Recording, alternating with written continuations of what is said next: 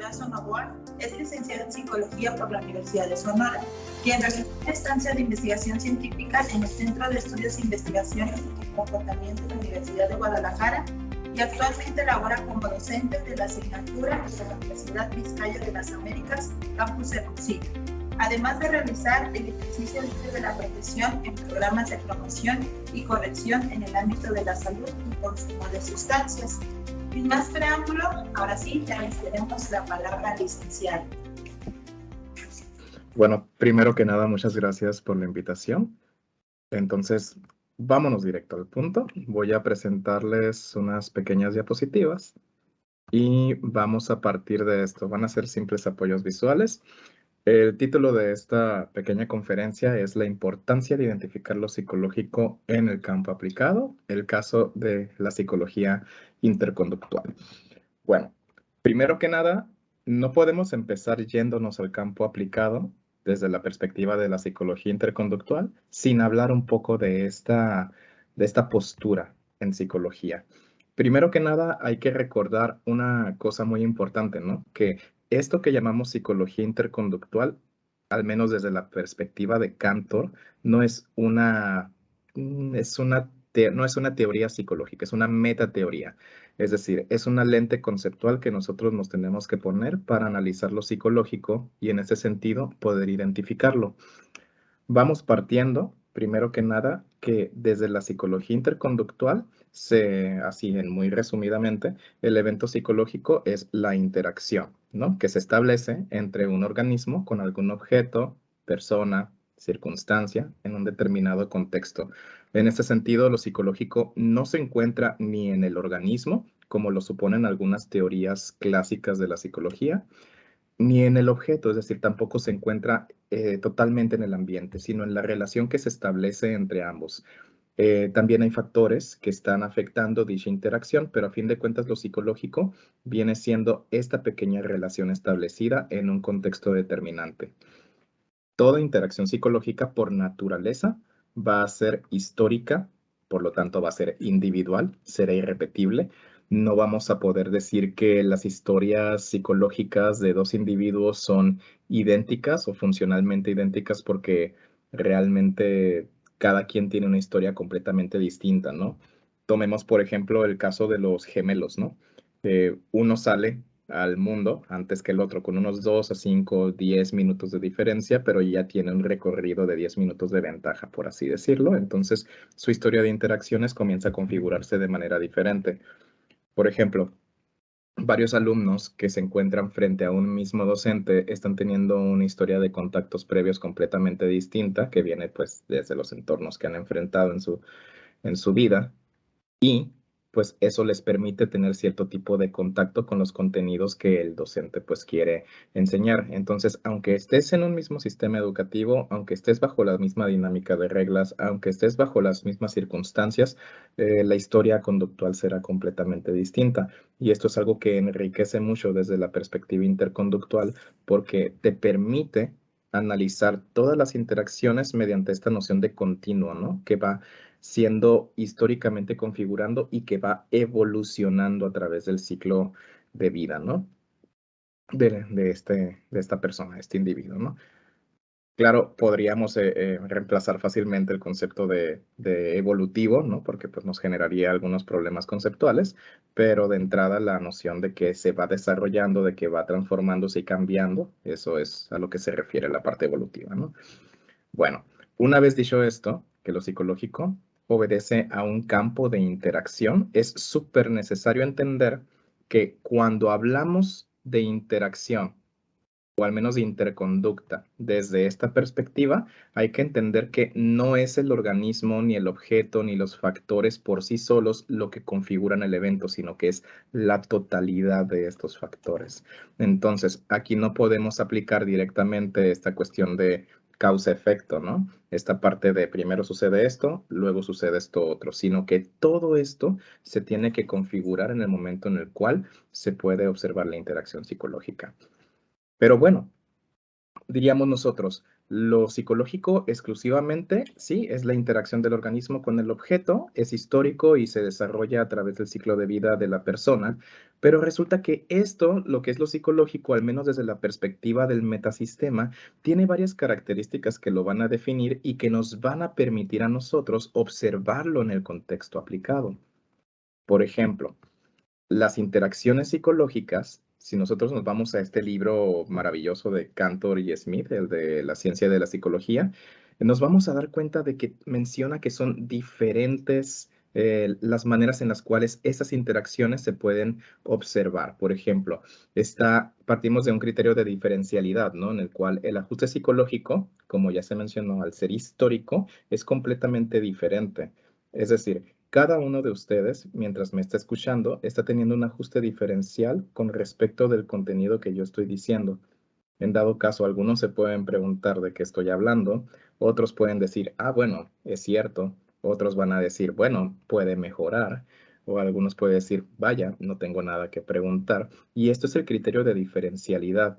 De hecho, la parte histórica es demasiado identificable en esta parte diferencial. El ejemplo perfecto en el campo educativo es que si nos imaginamos una clase de matemáticas en niveles superiores, por ejemplo, hay gente que va a decir, vaya, matemáticas, qué interesante, y otros van a decir, ay, matemáticas, qué flojera. Y esto habla de una historia interactiva con respecto de los contenidos o incluso de la situación de enseñanza-aprendizaje que se está planteando. Por otro lado, vamos a tener el criterio de que son integradoras, es decir, un individuo, después de varios contactos con una misma situación, pues este contacto ya no va a ser cualitativamente el mismo, va a ir evolucionando. Entonces, esto lo podemos identificar bastante bien y bastante claro cuando tenemos que trabajar con personas en el ámbito aplicado. Por ejemplo, de que dice una persona, es que de poco en poco me fui dando cuenta de que esto sí me causaba problemas. Es decir, cuando las personas de repente dicen, ay, bueno, pues es que sí puedo aguantar esto, pero de repente se empieza a hacer cada vez más complejo, ahí ya podemos ver esta parte de la integración de lo psicológico. El ejemplo perfecto en el ámbito de la educación viene siendo que tú puedes saber identificar vocales primero, pero luego te vas a dar cuenta de que después de muchos contactos con las vocales vas a tener que formar sílabas. Después de esto, las sílabas forman palabras. Después de esto, las palabras forman oraciones. Después de esto, se va haciendo más complejo. Este es el criterio de lo integrador. Tendremos al mismo tiempo que estas interacciones organismo-objeto en contexto determinado son variables, de tal forma que nosotros disponemos de un repertorio conductual demasiado grande como para variar nuestras propias respuestas, nuestros propios ajustes a cualquier situación del entorno. Y esto es algo que lo vamos a ver nuevamente también en el campo aplicado, o incluso ni siquiera en el campo aplicado, en la vida cotidiana. Ustedes simplemente pueden darse cuenta de cómo una persona les dice un apodo y ustedes reaccionan con gracia, no les pasa nada. Pero otra persona llega y les dice ese mismo apodo, pero ustedes ya se molestan. Entonces, ahí están variables los ajustes en función de varias cuestiones, ¿no? Puede ser cuestiones del contexto, cuestiones de tu propia historia, cosas que ahorita vamos a empezar a ver más a detalle. Las interacciones psicológicas al mismo tiempo son demoradas y aquí es donde de repente me dicen muchos, no es que tienes que poner ejemplos de cuestiones experimentales para ver la parte de la reacción demorada, pero no, de hecho lo podemos ver incluso en el habla cotidiana, ¿no? Cuando la gente dice que se tarda mucho en caer en cuenta de algo, ¿no? De que, ah, mira, apenas me va cayendo el 20, pues sí. Porque esa frase, el que apenas te vaya cayendo el 20 o que apenas vayas cayendo en cuenta de algo, significa que enfrentaste una situación, tuviste un contacto con algún objeto, con alguna circunstancia, y tiempo después, esa interacción de caer en cuenta de este contacto que tú tienes, se tarda y de repente aparece. Entonces también son cosas que podemos empezar a notar en la vida cotidiana incluso. Las interacciones psicológicas también son modificables. Con esto, los autores plantean algo muy interesante, que no es que la interacción psicológica se cambie totalmente, ¿no? Sino que hablan de una mejor forma de ajustarse al medio, o al menos al objeto, o a la persona, o a la circunstancia. Entonces, cuando nosotros decimos que se nos modificó una interacción, realmente es porque esta interacción cobra una nueva funcionalidad que resulta más pertinente en cierto contexto. Ahora bien, finalmente, se nos dice que las interacciones psicológicas pueden ser inhibitorias. ¿Y esto qué significa? Es sencillo, que estás a punto de hacer una cosa, o de pensar una cosa, o de sentir una cosa, se bloquea y se empieza a hacer otra. Entonces, todo esto nos habla de una naturaleza funcional de las interacciones psicológicas. Y dado el objeto de estudio que plantea la psicología interconductual, al menos desde mi punto de vista, permite identificarlo fácilmente en cualquiera de las áreas de trabajo en las cuales un psicólogo se pueda meter, ¿no? De hecho, si lo comparamos con lo que otras escuelas de psicología, ¿no? Otras teorías, mejor dicho, de psicología plantean qué es lo psicológico, pues nos daremos cuenta de que son criterios muy ambiguos. Por ejemplo, si partimos de que la conducta, de que lo psicológico es todo lo que el organismo hace, de repente, si no leemos bien a detalle dicha teoría, nos daremos cuenta de que, por ejemplo, hay comportamientos que pueden ser orgánicos y que no son psicológicos, al menos desde la definición de lo interconductual, pero lo tomaríamos como si fueran psicológicos. Por ejemplo, esta parte de que sintiéramos procesos digestivos, pues técnicamente es lo que el organismo hace cuando tú comes. Entonces podríamos llegar a confundirnos y es algo que en algunas circunstancias ha llegado a pasar. Por otro lado, por ejemplo, si tomamos que lo psicológico estudia la autorrealización del ser humano, nos metemos en este problema de que la palabra autorrealización no es un término psicológico, sino que es un término de lenguaje ordinario. Y en ese sentido, cualquier persona está en su libre interpretación de darle el sentido que quiera. Y eso puede afectar la forma en la cual como psicólogos intervenimos en los problemas que nos solicitan intervenir. Pero bueno, aquí esta ventaja, como ya les estaba mencionando, de definir lo psicológico desde una postura interconductual dentro del campo profesional, te permite varias cosas. Ahorita solamente mencionaré 3 de ellas. En primera, te permite delimitar lo que vas a estudiar, lo que vas a analizar y por ende sobre lo que vas a intervenir. Por ejemplo, si de repente una persona llega a consulta contigo y te dice, estoy demasiado triste porque perdí mi trabajo, pues bueno, obviamente puede haber una interacción, puede haber un ajuste, pero este ajuste es de tipo institucional. Entonces ahí está, hay que checar las circunstancias, ¿no? Entonces ahí uno tiene que preguntarse, ¿realmente amerita intervenir psicológicamente dentro de esto? Pues ahí el objeto de estudio te diría, sí, tal vez sí podrías, pero la cuestión social te va a decir, se le va a pasar, es temporal. Ahora bien, ¿qué más te permite esto de definir lo psicológico? Te permite precisión y te evita confusiones. Esto de definir bien lo psicológico como la relación que se establece entre el organismo y el objeto, te va a permitir directamente no confundir lo psicológico con otras cosas que aparentemente y por cultura popular se piensa que son psicológicas. Es decir, no vas a meterte a estudiar directamente las funciones cerebrales o las funciones fisiológicas, a no ser que estés en contexto pues de la multidisciplina, ¿no? Que raro, bueno, eso lo vamos a hablar después. Pero bueno, en esta cuestión, podríamos, con este objeto de estudio bien definido, evitar decir que lo psicológico se encuentra en alguno de los hemisferios cerebrales o en alguna otra parte, ¿no? Por ejemplo, lo culturalmente dicho, ¿no? De que dicen, el amor está en el corazón. Pues bueno, si tú abres el corazón te vas a dar cuenta de que en ninguna parte vas a encontrar el amor. ¿Por qué? Porque esto de definir lo psicológico, nuevamente, como la interacción objeto de organismo, pues te vas a dar cuenta de que no lo puedes meter en una parte del cuerpo, porque no está en el cuerpo, está en cómo te llevas con el mundo. Y otra de las ventajas, finalmente, y creo que es de la más importante, es que permite el trabajo en el concurso interdisciplinar. ¿Y qué significa esto? Que como tenemos un metasistema de lo psicológico, lo que te permite de entrada es, órale, vamos a tener un objeto de estudio y a partir de esto en el campo aplicado puedo verlo. Entonces, en este trabajo profesional es de suma importancia no olvidarse de la ciencia básica y no olvidarse de los fundamentos básicos de la disciplina. Esto es una cuestión que se observa mucho, al menos en psicólogos, ¿no? Que de repente se meten al campo profesional y de repente comenzamos a hacer un montón de cosas que aparentemente son psicológicas, pero que resultan ser demasiado intuitivas.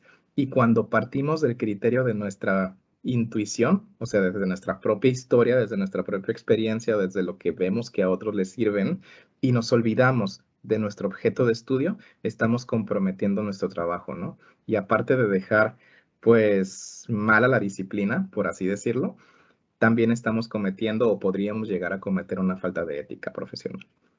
Continuamos. Una vez dicho esto, es que hay otro pequeño factor que necesitamos entender y es esto de los factores disposicionales, que en el campo aplicado vienen a jugar un papel excesivamente importante porque muchas veces cuando estos se ignoran, lo psicológico se confunde con otra cosa. Ahorita vamos a ver cómo.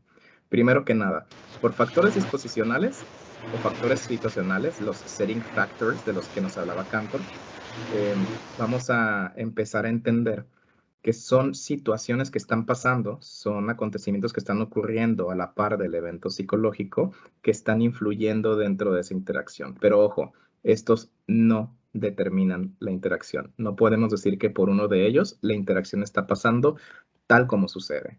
Tenemos que decir que influyen hasta cierto grado. Y ese grado va a variar en función de varias situaciones, pero eso lo veremos más tarde. Primero que nada, entender que estos factores, como lo biológico, ¿ok? Sí permite que lo psicológico ocurra, porque necesitamos cierta base biológica para el evento psicológico, por supuesto. Pero lo biológico no es lo psicológico. Es decir, nuestro sistema nervioso es necesario para establecer interacciones psicológicas. Sin embargo, lo psicológico no lo podríamos ubicar en el sistema nervioso porque de entrada, aparte de que nos estuviéramos brincando un nivel de análisis, estaríamos cometiendo un error que es salirnos de la categoría que delimita el objeto de estudio. Entonces ahí no estaríamos trabajando con algo psicológico.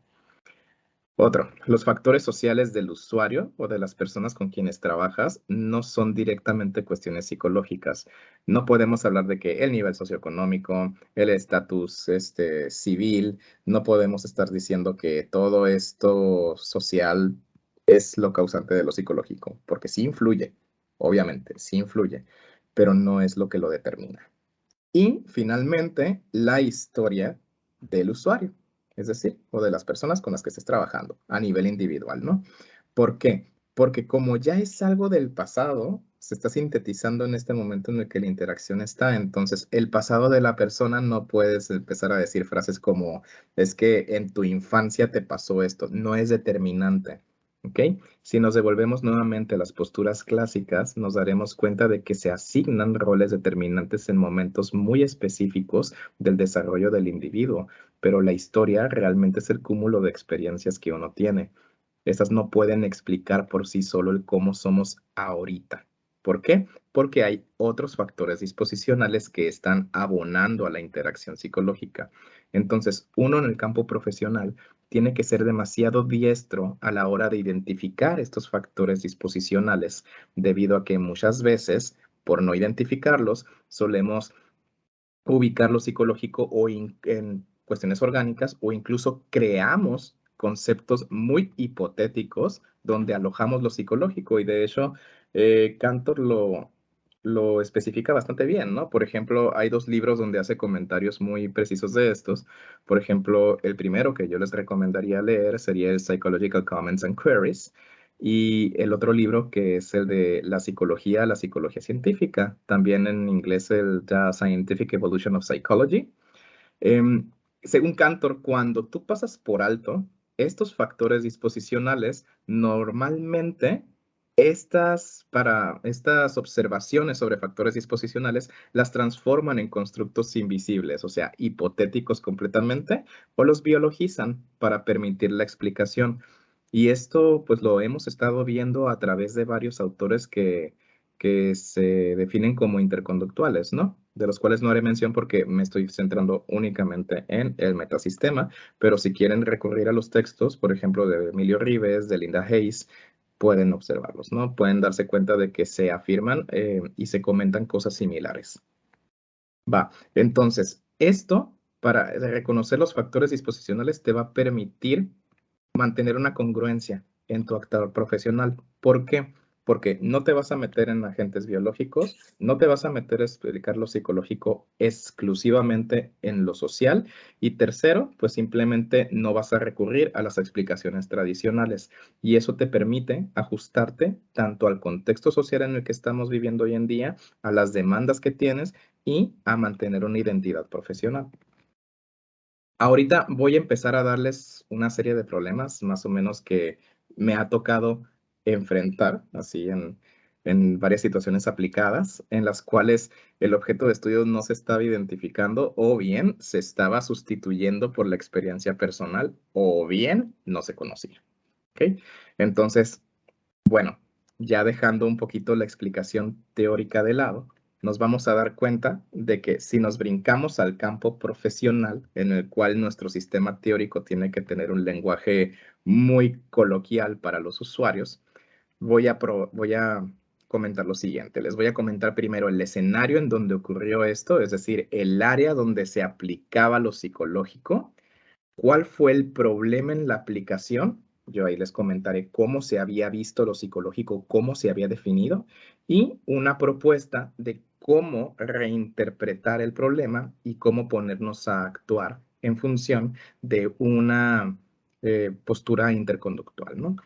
Por ejemplo, en el campo de la educación especial, no ha sido una, sino varias veces las cuales yo he visto psicólogos abogando porque se les dé tratamientos libres de gluten y caseína, o sea, dietas libres de gluten y caseína, o tratamientos de quelación para niños con autismo.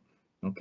Aquí, esta lógica parte de definir lo psicológico como algo que está dentro de estructura biológica.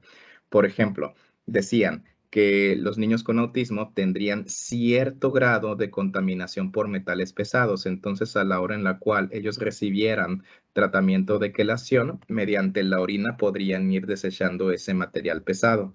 Tú consultas las fuentes bibliográficas sobre terapia de quelación y te das cuenta de que realmente no te quita el autismo infantil, no te ayuda. Sí, a lo mejor, pues bueno, la parte buena es sí, le sacamos los metales pesados, pero eso no abona a que las conductas autistas del niño pues vayan mejorando.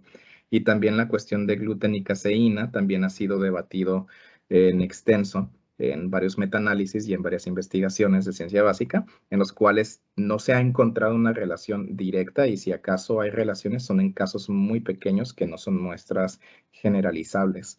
Entonces, partir de que lo psicológico se encuentra en estructuras biológicas te lleva directamente a salirte de tu campo profesional y a adoptar las posturas de otros profesionistas. Una de las soluciones que yo propondría directamente en esto es identificar las interacciones socialmente problemáticas y empezar a trabajar en su modificación. ¿Ok? Y al mismo tiempo es desarrollar una parte de qué me compete a mí como psicólogo con mi objeto de estudio, pues intervenir. ¿Por qué? Porque un psicólogo, bajo la óptica de estudio interacciones organismo-objeto, no tendría por qué estar sugiriendo tratamientos de esta naturaleza. Entonces, aquí es donde se aprecia una de las ventajas de definir lo psicológico en términos de interacción y no en términos de agentes biologizantes, ¿no? Al mismo tiempo puedo dar otros ejemplos de esto. Por ejemplo, si partimos de que lo psicológico es algo biológico, pues obviamente esto tiende a ser algo pues congruente con esa definición de que es biológica, ¿no? Pero no estamos en el actuar psicológico. Otro ejemplo de esto es, por ejemplo, las famosas terapias de EMT, la de estimulación magnético transcraneal. En algunos casos en los cuales se ha identificado que la persona no sabe definir lo psicológico, sin embargo, parte del criterio intuitivo de que lo psicológico está en alguna parte biológica y se pone a recomendar esto, ¿no? Entonces, esa parte es muy importante porque aparte de que no está identificando el objeto de estudio, sí tiende a tener consideraciones éticas, ¿no? Que pueden comprometer la práctica profesional. Seguimos. Por ejemplo, otra situación que me ha tocado ver mucho en situaciones aplicadas al principio de mi trabajo profesional fue que en educación básica, en contextos de salón de clases, es que se aplicaban programas de costo de respuesta para eliminar conductas por atención en clase. Es decir, el psicólogo recomendaba al maestro que se aplicara costo de respuesta para quitar conductas, ¿no? Problemáticas. Decía, no, pues es que cada que el niño golpee su escritorio le quitas 2 minutos de recreo.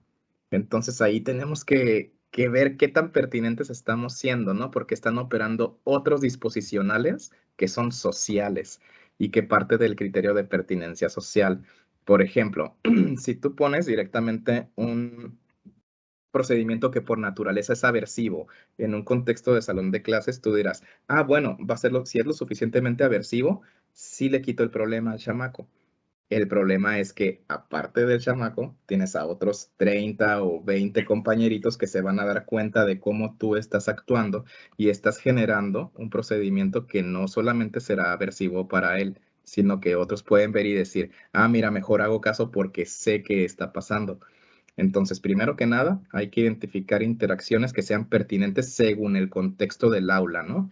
Apegándose también a criterios institucionales, es decir, a criterios de educación básica, porque también tenemos que apegarnos a un marco normativo legal y optar por contextos que alteren la funcionalidad de dichas conductas. Dicho de otro modo, ok, ¿ya tienes un programa de costos de respuesta para eliminar conductas? Perfecto. ¿Ya probaste los programas de reforzamiento diferencial? Porque estas partes de procedimientos de costo de respuesta, de extinción y de tiempo fuera se tienen que dejar prácticamente a lo último, cuando lo demás no haya servido. Una de las alternativas interesantes para eliminar este tipo de comportamientos en clase son las propuestas por William Heward, las que hablan sobre técnicas de enseñanza de bajo costo, como pueden ser las notas guiadas, las respuestas corales, o pueden ser, por ejemplo, también esta parte de las tablas de respuesta. Estas, cuando tú las implementas en el salón de clase, te das cuenta de que si las aplicas bien, es un procedimiento tan reforzante que las conductas por atención de los niños llamados problemáticos tienden a reducirse bastante y en mucho menor esfuerzo. Entonces, aquí esa es la parte importante de identificar lo psicológico. Cuando se aplicó esto, se partió de que lo psicológico es todo lo que el organismo hiciera, pero se olvidaron de los factores disposicionales. Entonces, puede que el procedimiento haya sido bueno, pero siempre hay un efecto colateral por cada cosa que le mueves en lo aplicado, porque no hay control de variables. Y si lo puedes ejercer, no va a ser el mismo control que en el laboratorio.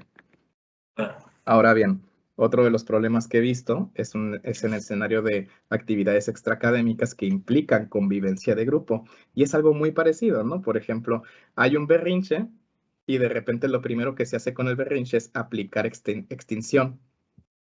¿Cuál es el problema de aplicar extinción con un berrinche en un escenario con más población? Que las fuentes de atención siguen siendo muy amplias. Entonces puedes estar sosteniendo la interacción porque aunque estés viendo el berrinche, otros van a estar viendo, van a estar escuchándolo, van a decir cosas. Entonces, encima de eso, es un procedimiento aversivo. Y esos procedimientos tienen una especie de efecto colateral, ¿no? Que terminan pasando factura. ¿Ok? Al menos en otro tipo de interacciones. Si tú aplicas un procedimiento aversivo, tienes que entender que hay otras interacciones que pueden surgir de este, ¿no? Y no siempre son muy buenas.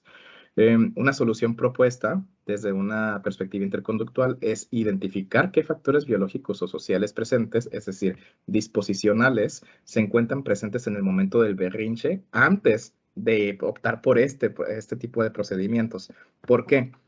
Porque también es muy importante saber por qué ocurre el berrinche. Por ejemplo, hay personas que están demasiado fatigadas en el momento en el cual ya están en la interacción y simplemente optan por hacer el berrinche en función de su historia, lo que más le ha servido para escapar de ese tipo de situaciones.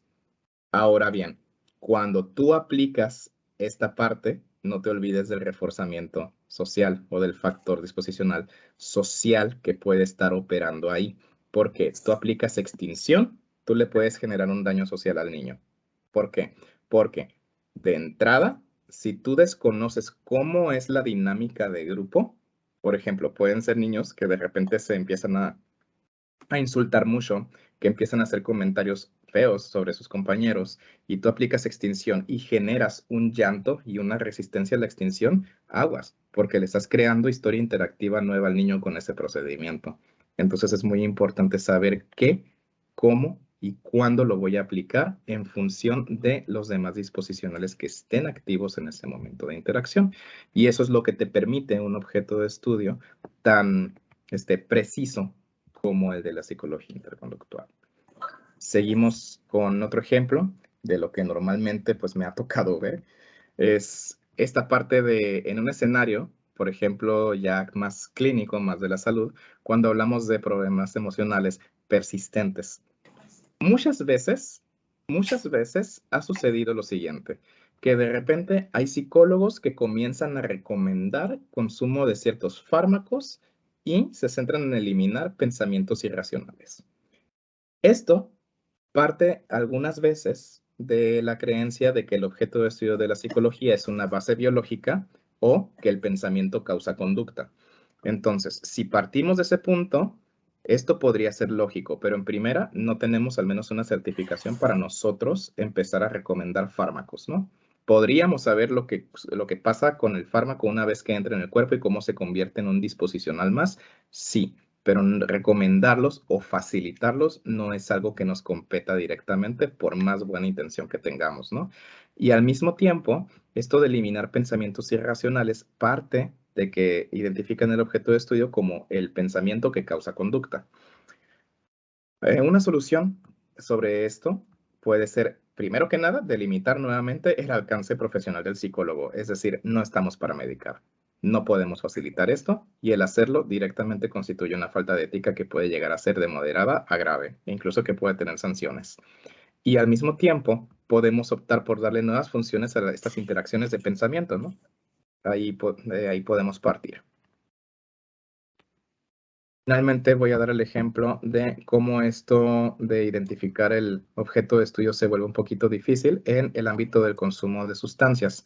Por ejemplo, muchas veces se parte de que esto es el real problema, ¿no? Que se explica el consumo y le explican al usuario que su consumo tiene que ver por problemas no superados, ¿no? De la infancia, de la adolescencia, conflictos con padres, familias, pareja, etc.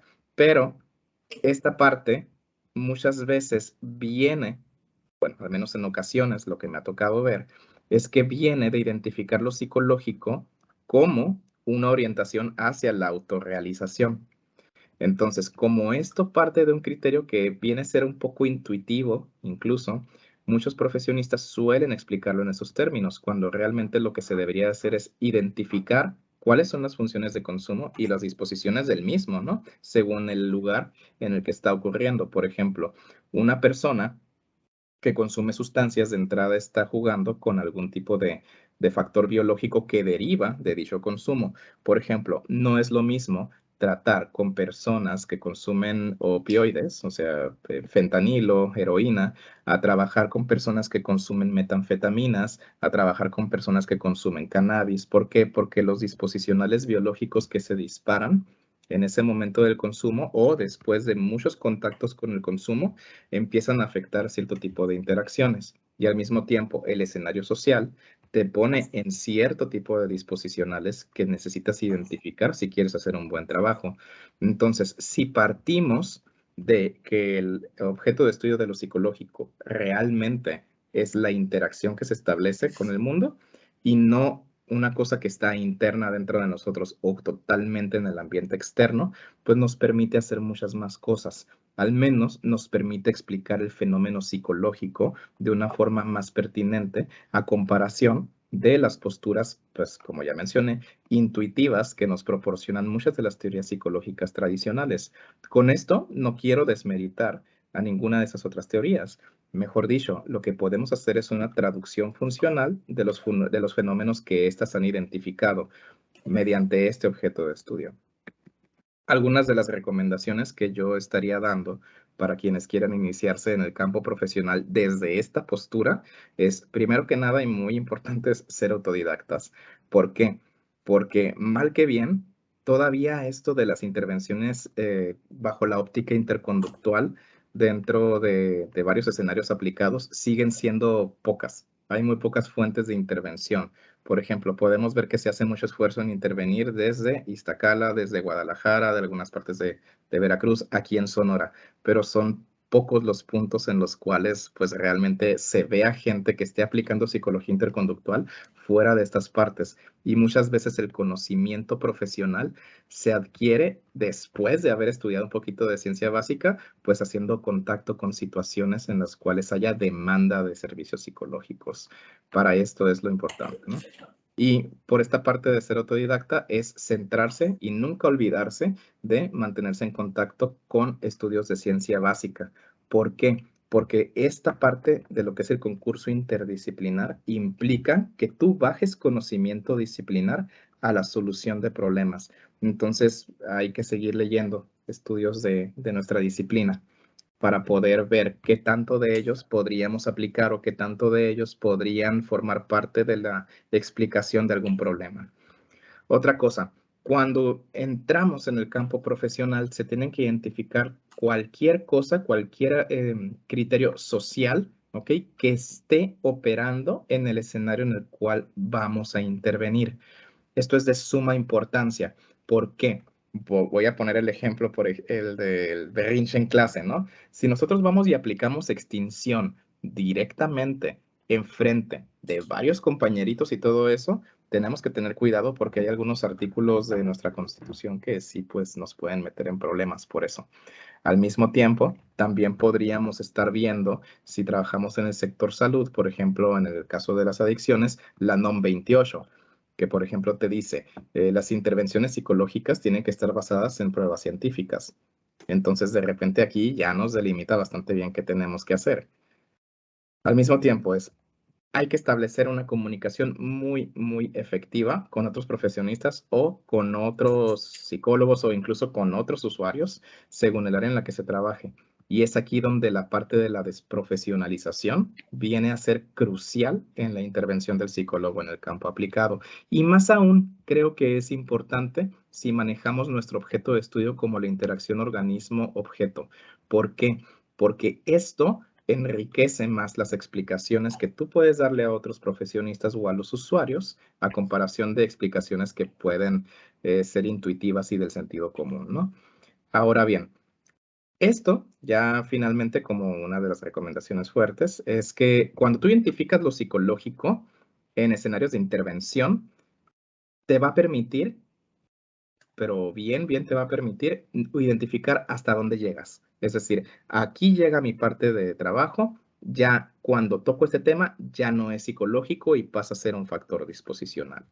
De eso sirve, ¿no? Estas son las recomendaciones que yo puedo hacer si alguno de ustedes quiere entrar en el campo profesional, apegándose al objeto de estudio de la psicología interconductual. Finalmente, ya para ir concluyendo, es que, pues como ya dije antes, ¿no? La psicología interconductual, con su objeto de estudio que plantea y con las características de sus interacciones, te permite al menos explicar el evento psicológico, ¿ok? Sea este lo que llamemos como emoción, pensamiento, imaginación, etcétera, etcétera. Todo ello que nosotros normalmente vemos en teorías clásicas de sentimientos, emociones, es esa doble flechita que se establece en la relación entre el organismo y el objeto. Entonces, esa pequeña línea que conecta a ambos, eso es lo psicológico. Y ahí es donde entra nuestro campo de actuar. Entonces, al definirlo bien, te permite precisar e identificar las interacciones que se pueden valorar como problemas para poderlas intervenir de forma adecuada. Finalmente, no hay que olvidarnos de los factores disposicionales, ¿ok? ¿Por qué? Porque estos factores disposicionales nos permitirán explicar lo psicológico sin recurrir a la totalidad de la causalidad biológica o a la total de una causalidad social. Finalmente, ya por último, ya para concluir esto, es que esto de identificar lo psicológico tiene implicaciones éticas.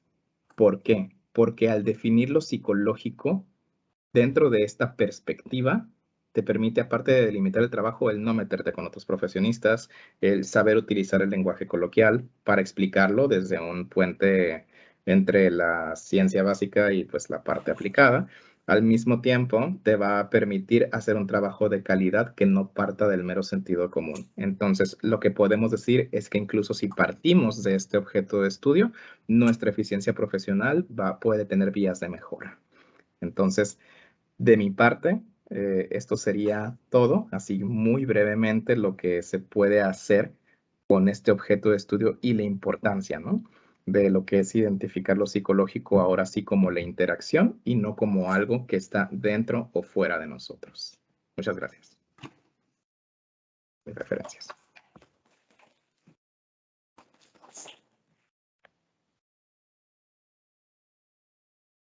Bueno, pues a continuación pasamos con las preguntas para el maestro. Si tienen alguna pregunta tanto de manera presencial como de manera virtual. Bueno, adelante. Buenos días, doctor, y a todo el público presente. Yo tengo un par de comentarios precisamente que se me hizo muy enriquecedor esta presentación, precisamente porque, bueno, nosotros ahorita dentro de esta serie de invitados que hemos podido apreciar, hemos estado trabajando con otras disciplinas que van encaminadas a la psicología, ¿no? Pero, bueno, ahorita creo que el doctor acaba de decir algo muy interesante, ¿no? Que precisamente hay algunas atribuciones que se dan a lo psicológico que van más allá de lo que nosotros, pues, nos compete, ¿no?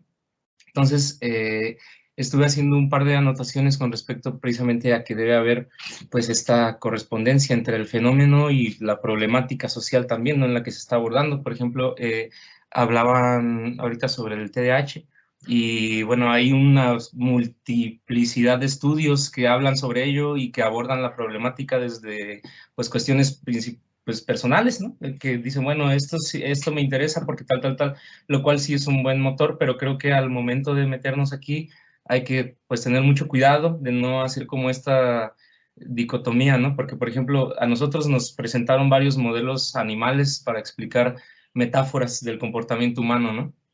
Pero creo que, bueno, así como lo acaba de explicar ahorita el doctor, podría ser como una buena encaminada hacia nosotros a dirigir nuestros estudios precisamente a lo que podemos hacer como psicólogos, ¿no? Y ya quitarnos tal vez de nuestro marco teórico todas las explicaciones biológicas que no nos sirven a nosotros como una justificación de lo que estamos haciendo como psicólogos. Y pues eso quería decir, que se me hizo muy interesante y pues gracias. Muchas gracias. Bueno, va Mario y después Jair. Doctor, menciona que no se debe tomar lo biológico y lo social como factor, bueno, como un factor que realmente pueda llegar a considerarse psicológico. Sin embargo, por ejemplo, la mayoría de nosotros en nuestra maestría, según la teoría que utilizamos, hay ciertos factores disposicionales, si mal no recuerdo, son los ecológicos y situacionales. Pero bueno, en este caso obviamente no se reconoce que como tal el factor ecológico sea o forme parte funcional de la interacción psicológica. Sin embargo, ¿de qué manera se puede hacer la distinción entre el factor disposicional y el fenómeno psicológico? ¿En qué momento, entre comillas, se parte uno y comienza otro?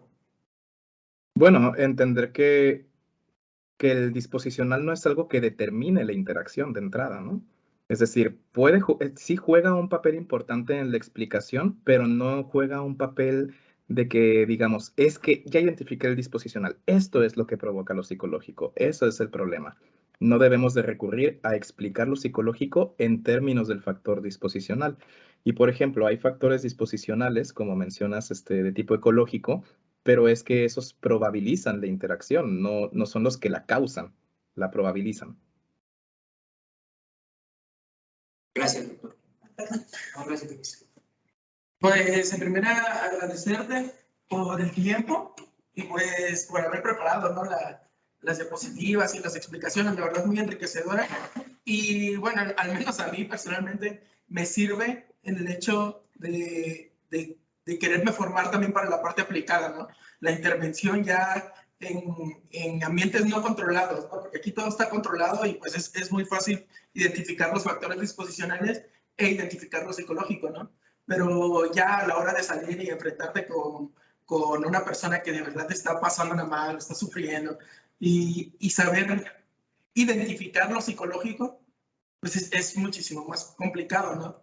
Entonces, pues a mí me parece como bastante bueno la plática para poder saber que hay otra forma de hacer psicología, ¿no? Que no es nada más estar metido en el laboratorio, que es algo en lo que a veces como si fuera, ¿cómo es que dice? Que brilla demasiado, ¿no? Nos brilla demasiado a los ojos la parte básica de la investigación básica y nos olvidamos del aplicado y viceversa. Nos vamos a lo aplicado y nos olvidamos de la parte básica, de la parte donde sale la evidencia, ¿no? Que es importante en el código de ética lo menciona, ¿no? Que es importante que nuestra práctica esté basada en la evidencia científica. Entonces, pues, me dio mucho gusto tenerte aquí y que nos presentaran la exposición, ¿sí? Y gracias. Doctor, yo tengo una pregunta.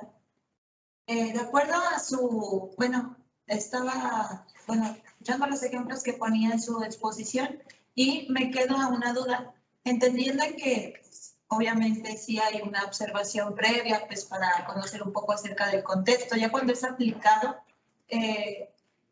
aproximadamente cuánto es el periodo de observación para que usted pueda ahora sí, digamos, notar o ver las características, dependiendo del caso, porque a mí me llamó mucho la atención en la cuestión de la educación especial, porque muchas veces, por ejemplo, cuando tú intervienes, te piden un tiempo, ¿no? O tú tienes ahora sí mismo en tus cartas descriptivas, X o Y, pues sí tienes que poner un periodo aproximado de tiempo, ¿no?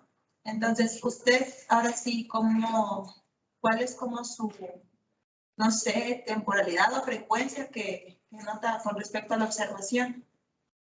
Ok, esto de la observación va a estar delimitado por varias cosas, ¿no? Muchas veces va a ser el criterio institucional porque hay lugares donde te piden que hagas intervención, por ejemplo, si estás en centros terapéuticos para niños de educación especial, bueno, con necesidades educativas especiales, muchas veces te van a pedir que intervengas sin observación, entonces prácticamente tu diseño de intervención será un B-A-B, entonces es primero intervenir, luego tomar observaciones y luego seguir interviniendo. Ahora bien, cuando el criterio ya es más libre, de que tú puedes establecer los tiempos de intervención, de observación que diga, yo lo segmento por 20 minutos. Es decir, 20 minutos de observación libre, 10 de descanso o 5 de descanso, 20 minutos de observación. Y vas tomando tus propias segmentaciones. Y tiene que ser en momentos muy críticos del día donde se refiere a la interacción problemática por los padres, ¿no? De entrada.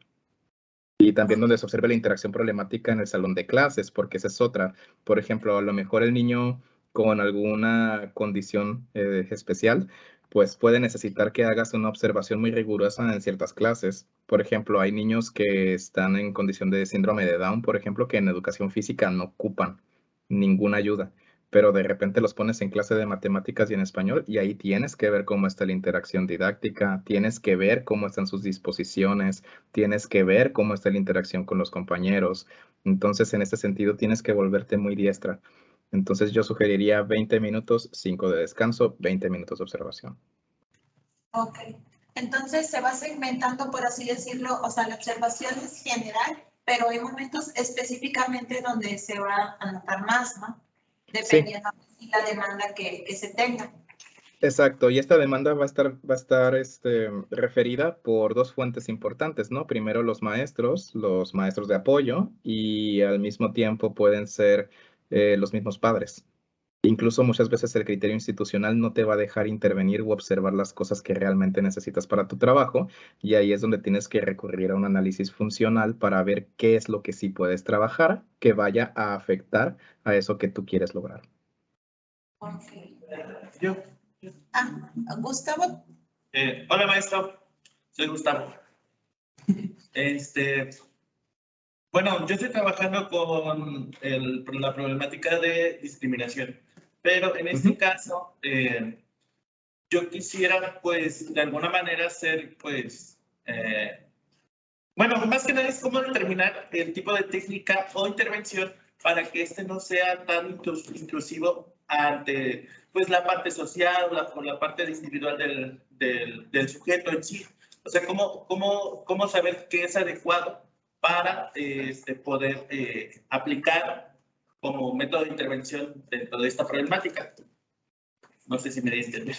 Bueno, me serviría saber más que estás trabajando como discriminación para saber cómo orientarte en este caso, ¿no? Ah, muy bien. Bueno, en sí se trabajan con conductas determinadas a partir de lo que es la valoración.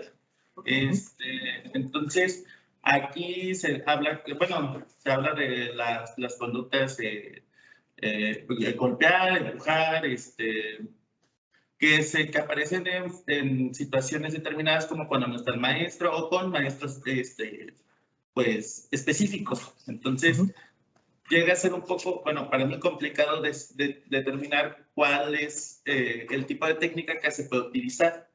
Entonces, no sé si me puede dar un tipo de orientación. Pero para que el usuario empiece a discriminar cuándo no debe de hacer ese tipo de comportamientos. Ajá, Eso es lo más. que ok. Sí.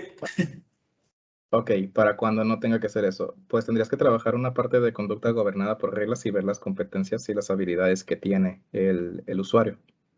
Ok, tendrías que ver qué es lo que el usuario sí puede hacer y qué es lo que no es capaz de hacer, porque, por ejemplo, esta parte de empezar a agredir, de empezar a hacer conductas disruptivas cuando el maestro no está, ya tiene que ver con ciertas cuestiones de habilidades básicas.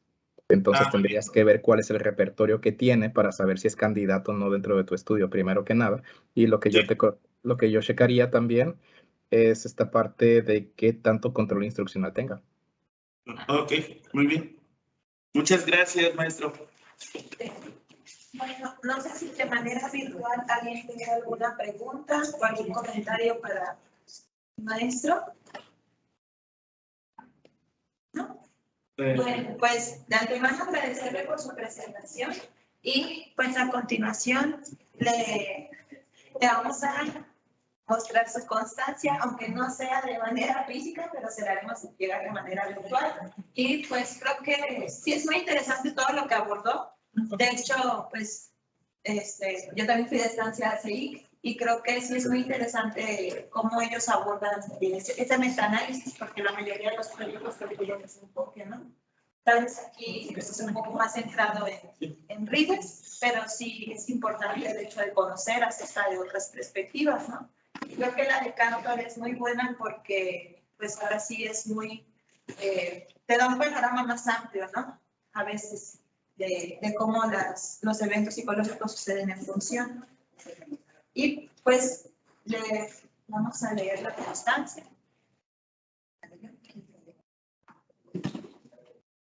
Doctor Meraz. Ajá. ¿Qué tal?